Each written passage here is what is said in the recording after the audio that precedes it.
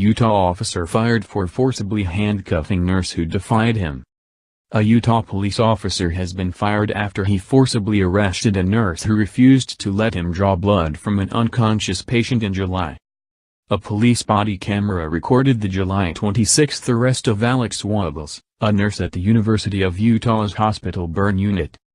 In the police video of the incident, Detective Jeff Payne handcuffed Wobbles and placed her in a police car when she refused to allow officers to obtain a blood sample from a crash victim at the hospital without a warrant. Wobbles screamed for him to stop as he forced her out of the door and dragged her to a police car. Minutes later, she was released without being charged.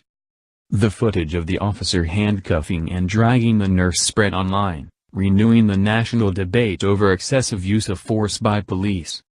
Last month, an internal investigation found Payne and his watch commander Lieutenant James Tracy violated policies when they arrested the nurse.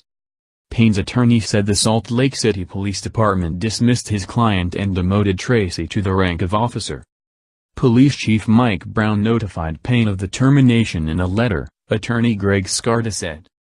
The police department declined to comment on the disciplinary action, but Salt Lake City's mayor applauded the firing.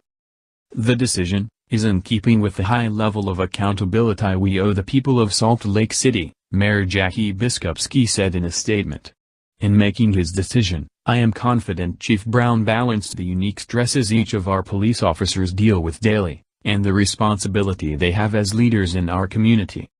Biskupski said the internal investigation found Payne violated several city and department policies, including those pertaining to arrests, ethics and officer conduct.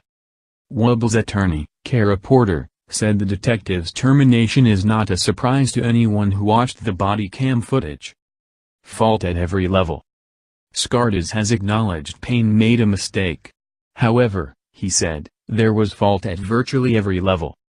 Hospital policy specifies that to obtain a blood sample, police need a judge's order or the patient's consent, or the patient needs to be under arrest. The unconscious patient was not a suspect in the wreck that killed another driver. In the police body cam video, Payne expressed repeated frustration after the nurse told him he would not obtain a blood sample. Wobbles gave the officers a printout of the hospital policy for drawing blood and said their request did not meet the criteria. When she defied the order to draw blood, Payne quickly walked over to her. The video shows Wobbles screaming for him to stop as he forced her out the door toward a police car. I've done nothing wrong. I've done nothing wrong. Why is this happening? This is crazy, she said as she was led away. In addition to his job as a police officer, Payne was also fired from a separate job as a part-time paramedic. The unconscious patient, later identified as Bill Gray, died September 25, the Rigby, Idaho Police Department said. Gray was a reserve officer for the Rigby Police. He was driving a truck, his full-time job, when the accident occurred. Thank you.